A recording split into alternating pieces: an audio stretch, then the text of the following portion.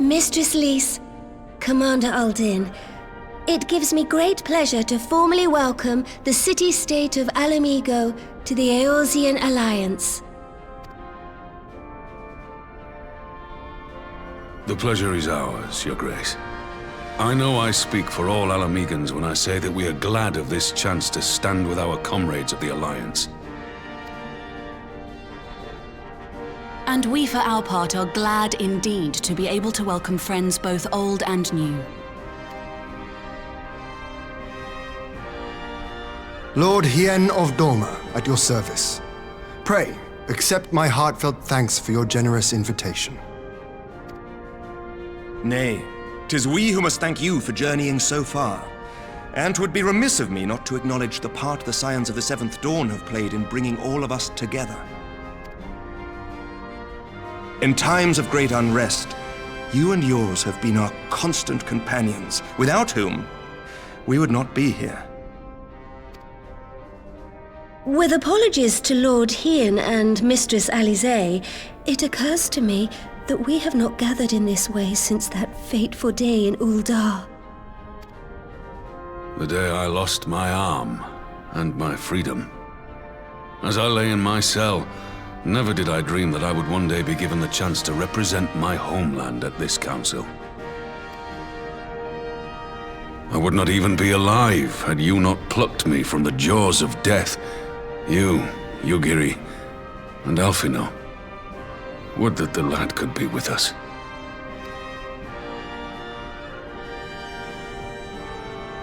I too owe my presence here to Alphino, in so many ways.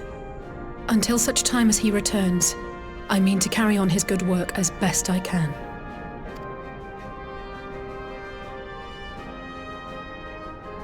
Come, friends, let us leave the past in the past and turn our eyes to the future. My Lord Hien, pray, tell us how things stand in the East.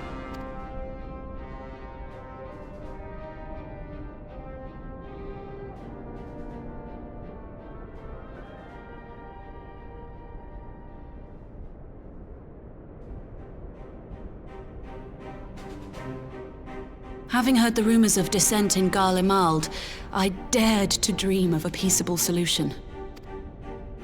The Empire will not so easily change its ways.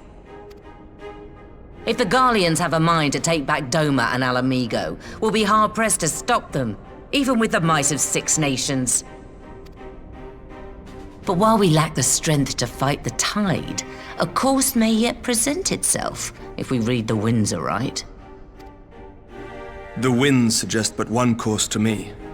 One which leads from the sea unto the river and thence to the source of all our woes. The Ascians. Indeed. All here have felt their blighted touch. It was the bringers of chaos who nurtured the Archbishop's tyrannical ambitions.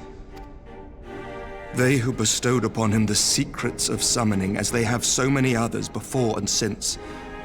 And while they remain, we shall know no peace.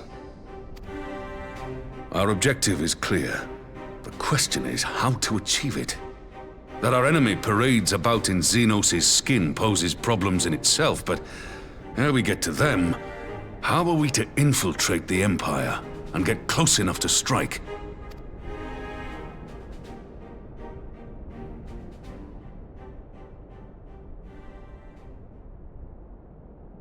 While I see the wisdom in targeting the Ascians, an assassination attempt on Garlean soil would do little to aid our cause, even were it to succeed. It's time we used our enemy's preferred tactic: subterfuge. You have an idea? Speak your mind, Master Thancred. None here know the enemy better than the Scions, and you mayhap best of all. Whatever it is you propose, we will give it fair hearing. On that you have my word. Very well, Admiral. My proposal is thus. We dispatch the shinobi to Imperial territory. There, they sow the rumor that the Crown Prince perished in the battle for Alamigo. and that the man parading around is in fact a corpse inhabited by a servant of darkness.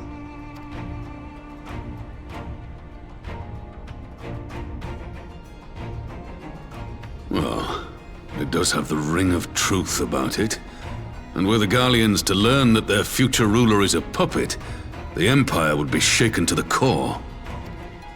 But at the risk of sounding stupid, would they actually believe such an unlikely story? I didn't. Ordinarily not. But prior to his miraculous recovery, rumors of Xenos' death had already begun to circulate around the Empire. Ultimately, however, what the masses believe is not our chief concern. Our true objective is to create an opening for rival factions within Garlemald to exploit. Just as a war of succession erupted in the wake of Emperor Solus's death.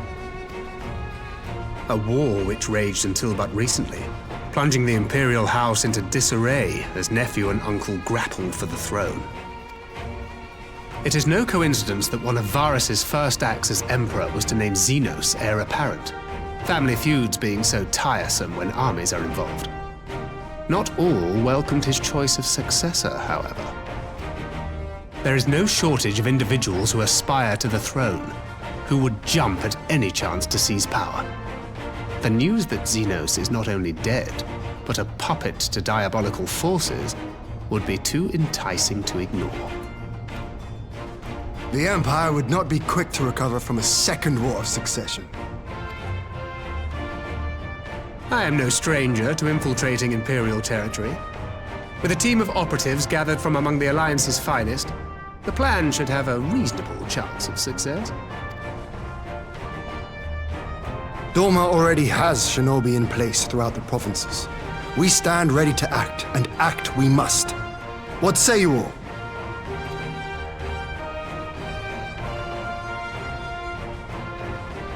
I'm for Master Thancred's proposal. We shine a light upon the Ascian and test the Empire's unity.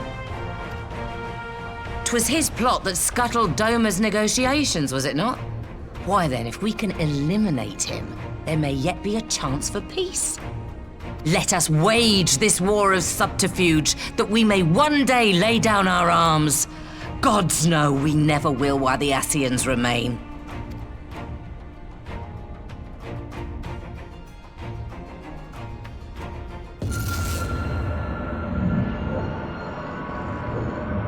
That way. Sorrow.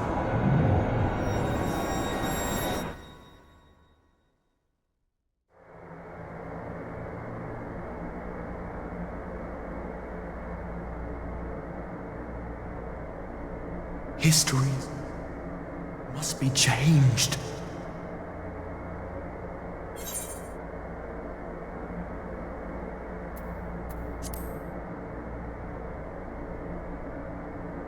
Ahead looms a calamity. Ahead looms light, expunging all form and life. Twin dooms only you can forestall. Only you. What's the matter?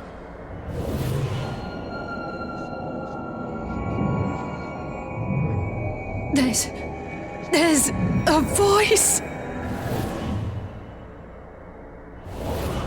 Spies in our midst? Nay, I sense no such presence. Let expanse contract, eon become instant. Throw wide the gates that we may pass.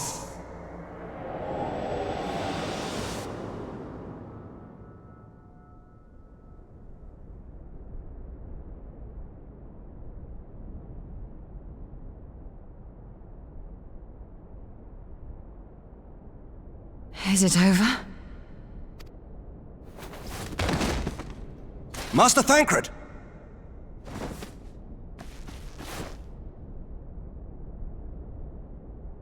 12 for Fend. Bear him to a private chamber. Have every healer make ready. Swiftly!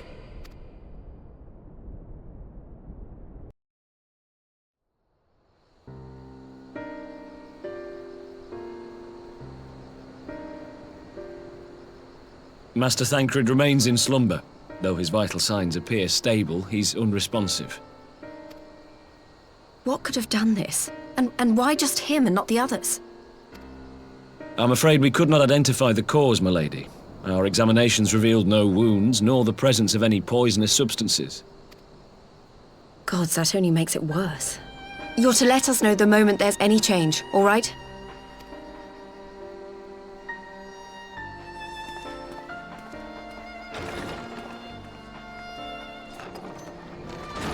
Thank you for coming. Knowing Thancred, he would apologize for being otherwise engaged at so crucial a juncture. In gifting us a course of action, Thancred sowed the seed of all that is to follow. We have but to nurture it as best we can. To him, I would say, rest easy, that he may wake to enjoy the fruits of our labors. Now, the matter of the mysterious voice must not be forgotten. Will you tell me exactly what happened? Alize and I heard a voice in the moments before Thancred collapsed. It was accompanied by a severe headache, as if something were clutching at our minds. Did you experience the same thing?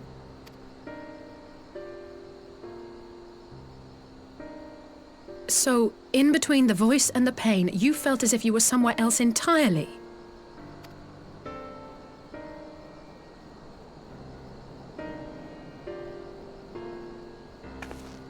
Your testimony confirms my suspicion. That which you experienced was, I believe, your soul being plucked from your flesh. Called. Called? I myself examined Thancred. Reach out as I may, I could not sense in him the spark of life that is his soul.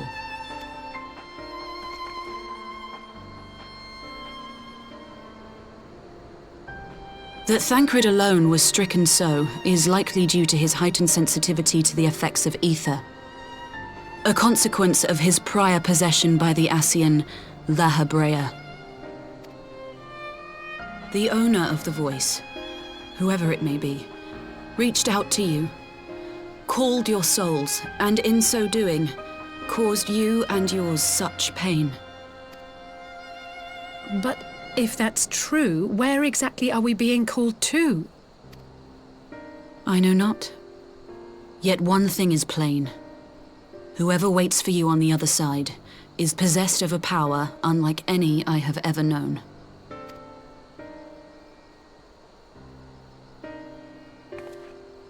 Forgive us, Lys, but may we leave Thancred in your care for a time?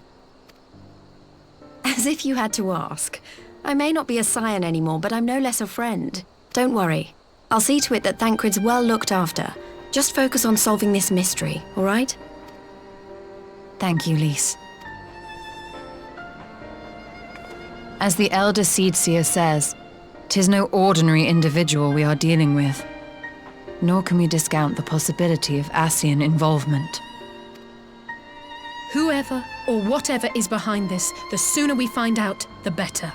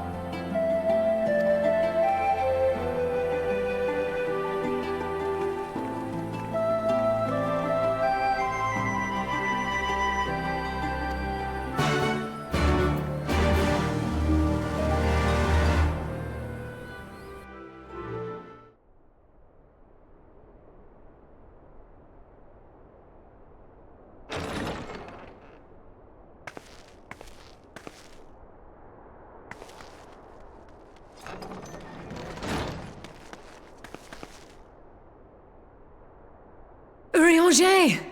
Gods, it's good to see you. Would that our meeting were under happier circumstances. I judged the voice sufficient cause for concern even before you sent word of its effect on our comrade. You heard it too, then? Aye. And all but certainly at the selfsame instant. Alas, pained as I was, I could make little sense of what few words did then reach mine ears.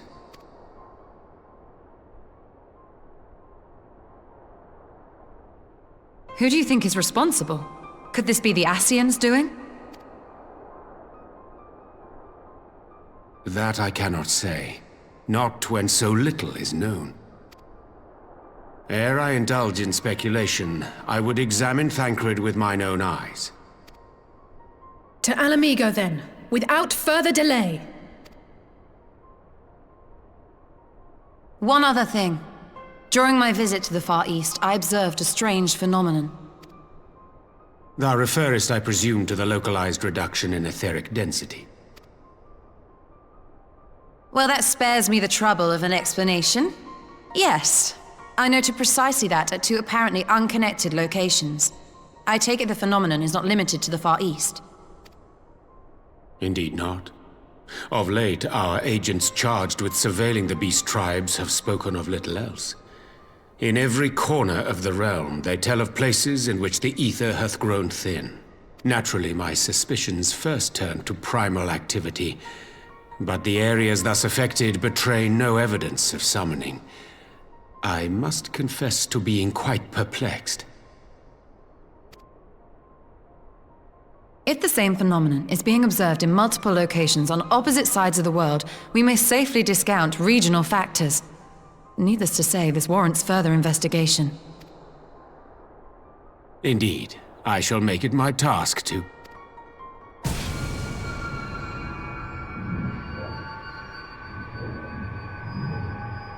The voice. It calleth to me once more.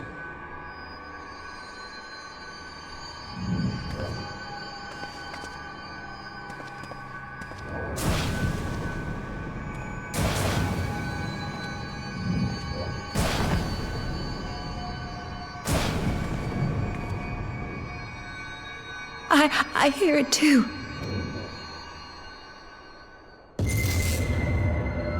Only you. Only you. No! Ishtola! Urianger! Throw wide the gates.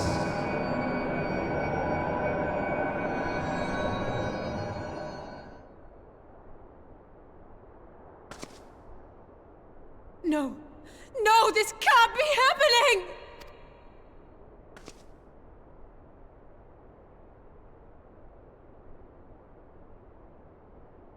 Y'shtola!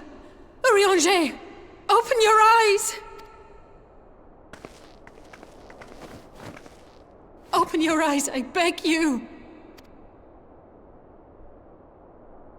Say something! Anything! Not again. Please, not again.